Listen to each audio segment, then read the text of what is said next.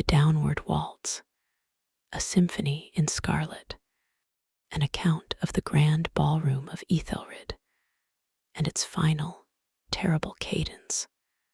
It was not a place one found on a map, nor was it an event one received an invitation to through any mortal means.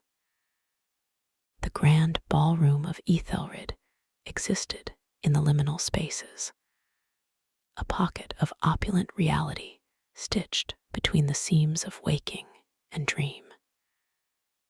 It was whispered about in the parlors of decadent aristocrats and the fevered journals of artists who danced too close to the abyss. They spoke of a soiree where the very laws of physics paid homage to the music, where elegance was the only currency, and where the night always ended in a crescendo of exquisite, violent release. Aethelred, a chronicler of the esoteric and the forgotten, had spent a lifetime piecing together the fragments of its legend. My breakthrough came in the form of a blood-stained vellum card, tucked inside a first edition copy of Dante's Inferno, owned by a composer who had vanished in 1893. The script was a flowing, silver cursive that seemed to move even when held still. You are cordially invited to witness the Downward Waltz. The orchestra of Aethelred awaits your audience. Midnight or your finest. Gravity is a fickle partner. The address was a set of coordinates that, when plotted on a star chart from the same era, pointed to a derelict theater in a city I will not name. On the appointed night, the hollowed-out building, a skeleton of rotting velvet and splintered wood, was not what I entered. Pushing open the creaking doors, I was enveloped by a wave of warm, perfumed air, thick with the scent of night-blooming jasmine, old wine, and a coppery tang I couldn't place. I stood at the top of a sweeping marble staircase, looking down into a ballroom that defied geometry and reason. The ceiling was a dome of polished obsidian, reflecting the scene below not as a mirror would, but as a dark, liquid dream. 1,000 crystal chandeliers hung like captured constellations, their light glinting off the gold leaf that adorned every surface. The floor was a mosaic of jet and mother of pearl, laid out in a complex, spiraling pattern that seemed to pulse with a faint, internal light. At the far end, on a raised dais, sat the orchestra. They were not men, but figures of polished bone and shadow, their instruments glowing with a soft, phosphorescent sheen. The conductor, a tall, slender entity in a tailcoat of absolute blackness, stood with his back to the room, his long, bone-white fingers resting on his podium. And then there were the dancers. They were a vision of impossible beauty. Men in tailored suits that seemed woven from midnight itself, women in gowns that were cascades of liquid silk, vibrant velvet, and airy tulle. Their faces were masks of perfect, serene joy, eyes half-lidded in ecstatic trance. They moved with a preternatural grace, their steps so perfectly synchronized they appeared to be a single, multi-limbed organism. The air hummed with the low thrum of conversation and the anticipatory silence of the orchestra.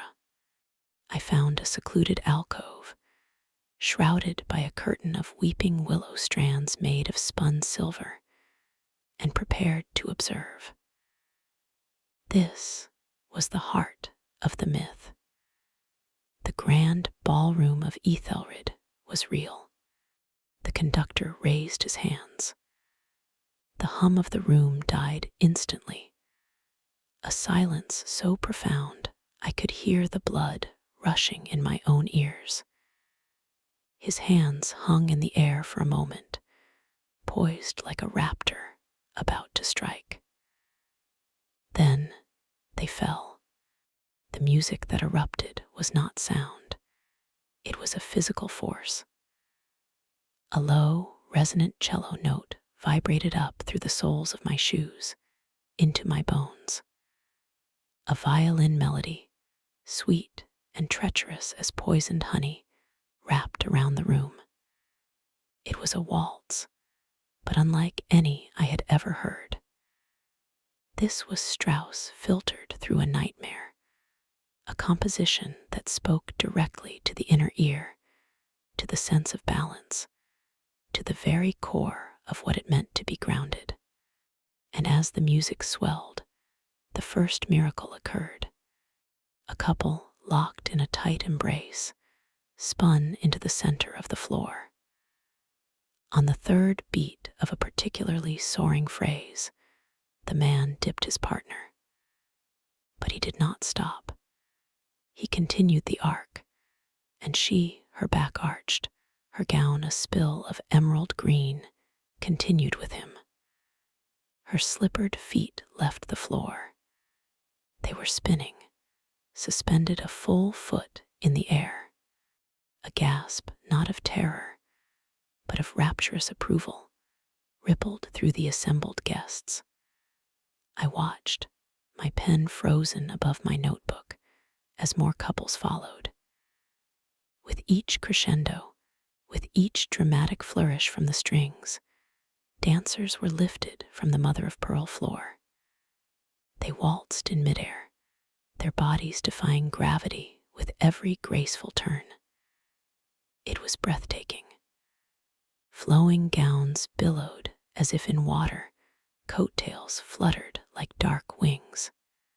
They spun in intricate patterns, a celestial ballet of weightless beauty. The obsidian ceiling reflected it all, creating the dizzying illusion of an infinite dance, stretching upwards and downwards into eternity. This was the allure, the seduction of Aethelred. It was the promise of transcendence, of leaving the mundane anchor of the world behind to become pure, elegant motion.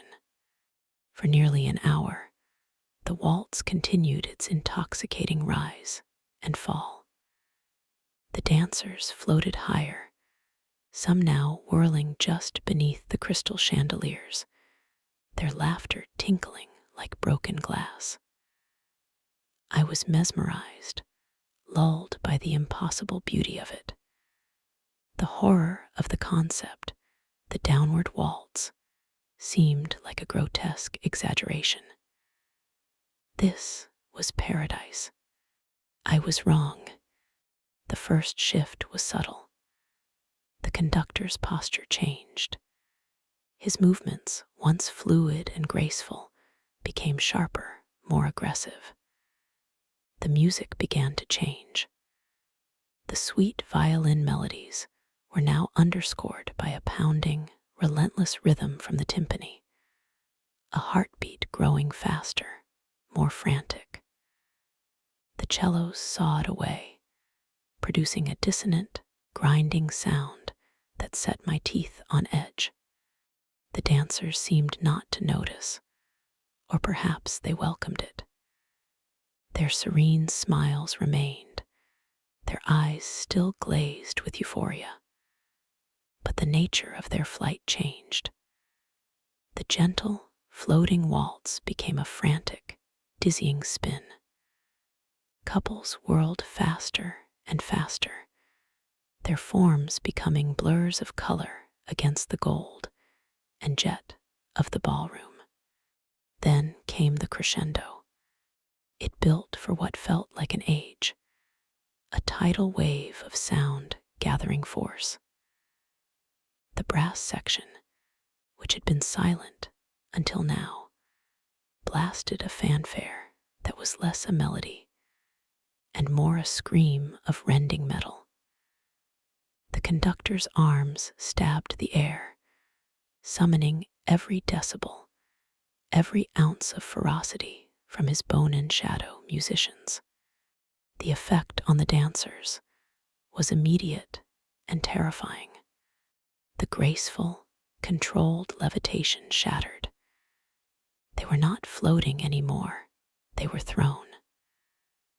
The force of the music ripped them from their elegant orbits and sent them careening across the vast chamber. A man in a crimson waistcoat was hurled sideways, his body slamming into a marble pillar with a sickening crack that was perfectly synchronized with a crashing cymbal. He did not cry out. He simply slid to the floor, a marionette with its strings cut, a dark red bloom spreading across his chest. The true horror, the core of the Downward Waltz, was revealed. The music did not simply let them fall. It held them. It commanded them. As the crescendo peaked, a woman in a gown of sapphire blue was spun upwards, a human top accelerating towards the obsidian ceiling. She pirouetted, a dizzying azure streak, her arms outstretched, a beatific smile on her face, even as she hurtled towards certain doom. The music held her there, for one agonizing second, at the apex of her flight, suspended between the upward thrust and the inevitable pull. Then the beat ended. It was a sudden, shocking silence, a vacuum of sound that felt louder than the music itself. And in that silence, gravity returned, not as a gentle force, but as a vengeful god. The woman in blue plummeted. It was not a fall. It was a violent, deliberate strike. She crashed onto the hard, unyielding mosaic floor.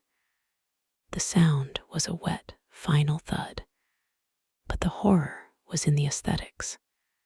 The impact was so brutal, so precise, that her body seemed to dissolve. Her sapphire gown erupted outwards, and from within the fabric, a shower of crimson blossomed.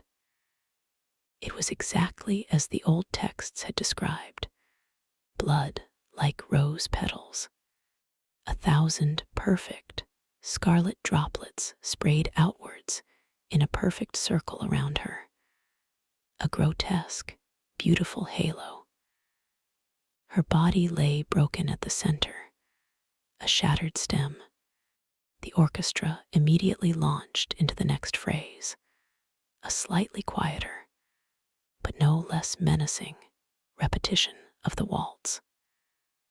The remaining dancers, those who had not yet been sacrificed to the rhythm, simply adjusted their steps, waltzing gracefully around the new carnage as if it were a mere feature of the decor.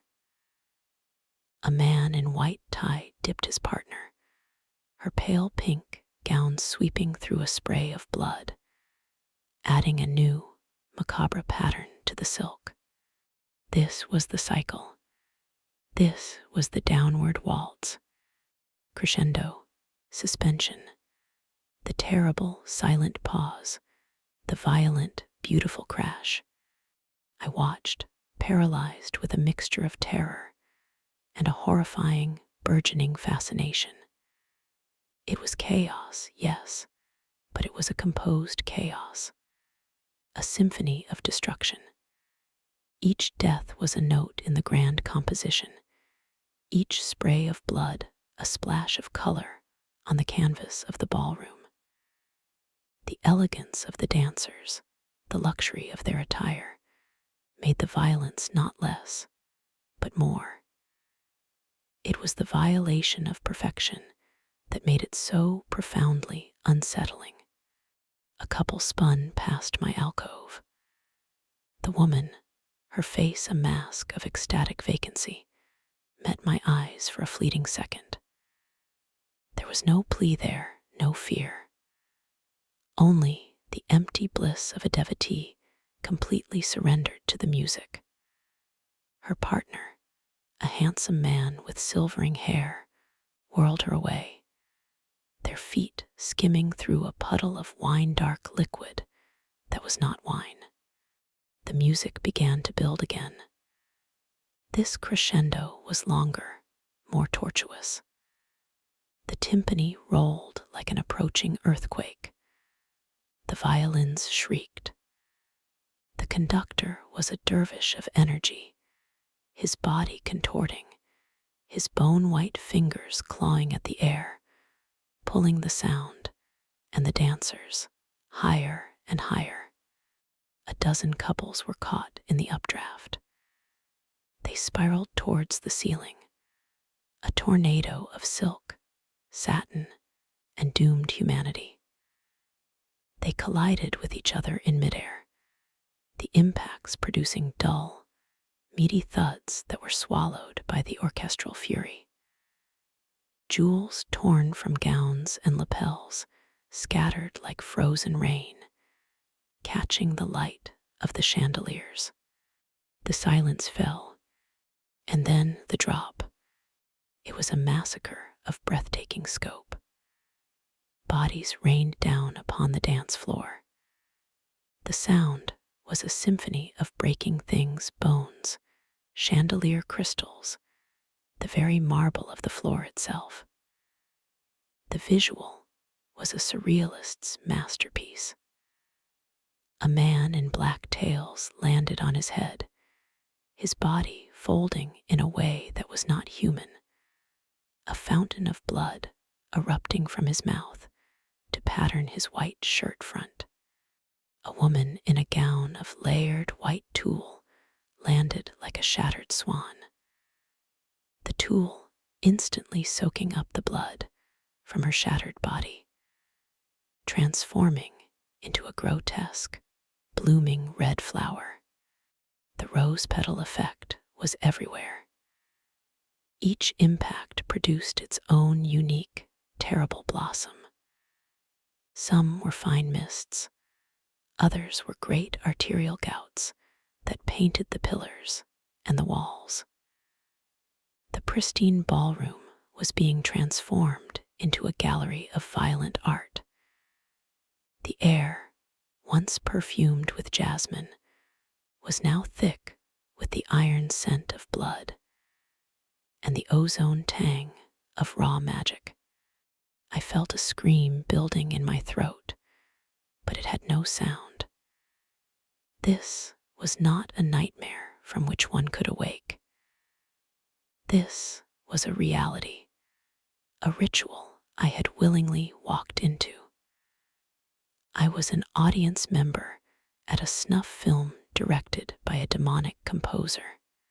The dance continued, the population of the floor thinning with each terrible crescendo. The orchestra played on, indefatigable, their bone fingers never tiring, their shadowy forms pouring endless, malevolent music into the room. The conductor was the master of this hellish ceremony, his back forever to the carnage he orchestrated, his entire being focused on the purity of the sound, the perfection of the rhythm. I noticed then the ones who were not dancing. The other guests, the audience like myself, standing in alcoves and along the walls. They were a diverse lot, figures in antiquated fashions from centuries past, others in more modern, yet still formal wear.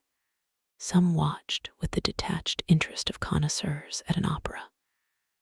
Others had a hungry, avid light in their eyes, leaning forward to better see the moment of impact. They were not victims, they were patrons, consumers of this exquisite horror. I was among them, a witness, and by my presence, a participant. A new movement of the waltz began, slower, more seductive. It was a lure, a siren's call to the few unpaired individuals left on the sidelines. I saw a young woman, looking lost and enchanted, step away from the wall. A shadowy figure, one of the permanent residents of this place, I presumed, emerged from the throng and offered her a hand. She took it, a blissful smile spreading across her face as she was swept into the dance. She was a lamb being led to the slaughter, and she was happy to go. This was the ecosystem of Aethelred. The dancers were the sacrifice, the orchestra the priests, the conductor the god, and we, the audience, were the congregation, feeding the ritual with our attention, our awe, and our silent complicity. The music began to build towards what I felt, in my very soul, was the final crescendo, the grand finale.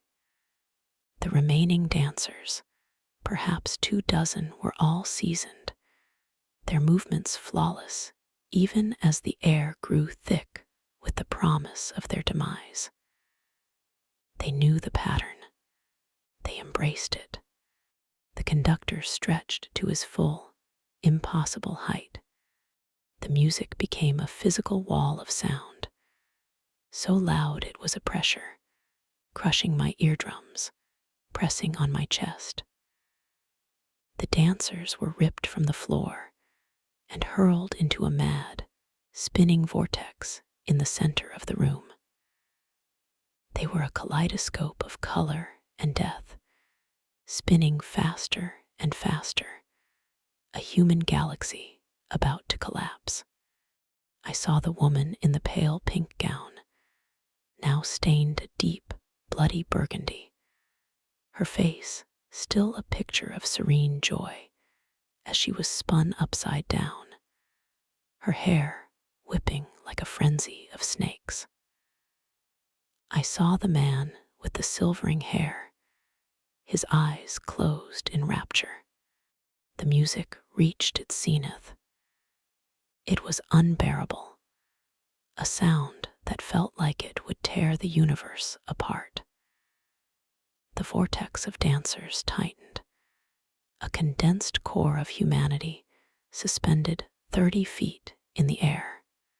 The silence, it was the deepest, most absolute silence I have ever known or will ever know. It was the silence of the void, of precreation, of death. And then the downward waltz completed its final measure. They fell. It was not a rain of individuals, but a single conglomerate mass, a meteor of flesh and silk and bone. The impact was cataclysmic. The floor, the legendary jet and mother-of-pearl mosaic, shattered. A crater erupted at the center of the ballroom. The sound was not of breaking bodies, but of a world ending. A shockwave of force and blood exploded outwards. It hit the walls. It rattled the chandeliers. It tore the silver willow strands from my alcove. A fine, warm mist of blood settled over everything, over me. I tasted it on my lips, metallic and sweet. And then it was over. The orchestra lowered their instruments. The conductor slowly brought his hands down to his sides and stood perfectly still. The ballroom was a charnel house of impossible beauty. The crater smoked in the center, filled with a ruin of once beautiful things. The walls were decorated with abstract expressionist art painted in blood. The silence was now a palpable presence, a blanket of awe and aftermath. Slowly, almost reverently, the audience began to stir. They did not speak. They simply nodded to one another, a look of deep satisfaction on their faces, as if they had just witnessed a particularly moving performance of Tosca or Swan Lake. They began to drift towards the exits, their fine shoes leaving bloody footprints on the marble. I could not move. I was rooted to the spot, my body trembling, my mind a white noise scream. I had come seeking a story, a myth to document. I had found a truth I was not equipped to bear. As the last of the audience filtered out, the conductor finally moved. He turned. I had wondered what face could command such horror, what eyes could hold the vision for this symphony of death. I saw now that he had no face. Where his features should have been, there was only a smooth, pale expanse, like polished ivory. It was devoid of expression, of humanity, of anything but a pure, focused intent.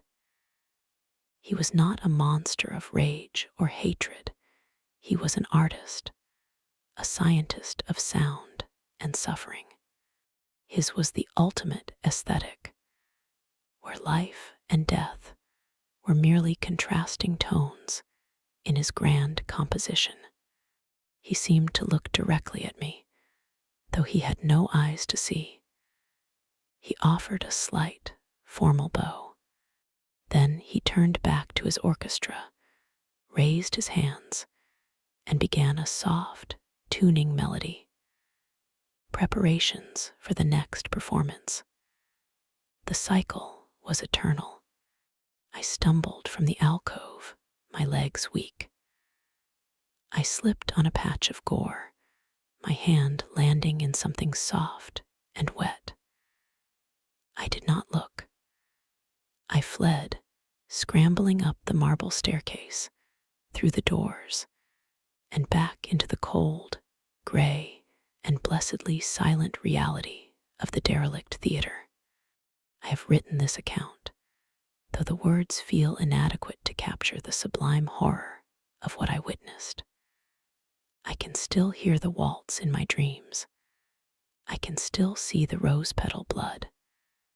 I have the silver invitation, now spotted with brownish red drops, locked in a lead box. But sometimes, in the dead of night, I think I can hear a faint, distant strain of music, and I feel a terrifying, irresistible pull towards elegance, towards release, towards the final, beautiful crash of the Downward Waltz. I know, with a certainty that chills my soul, that I will never be free of it. The music is waiting, and it knows I have already accepted the invitation.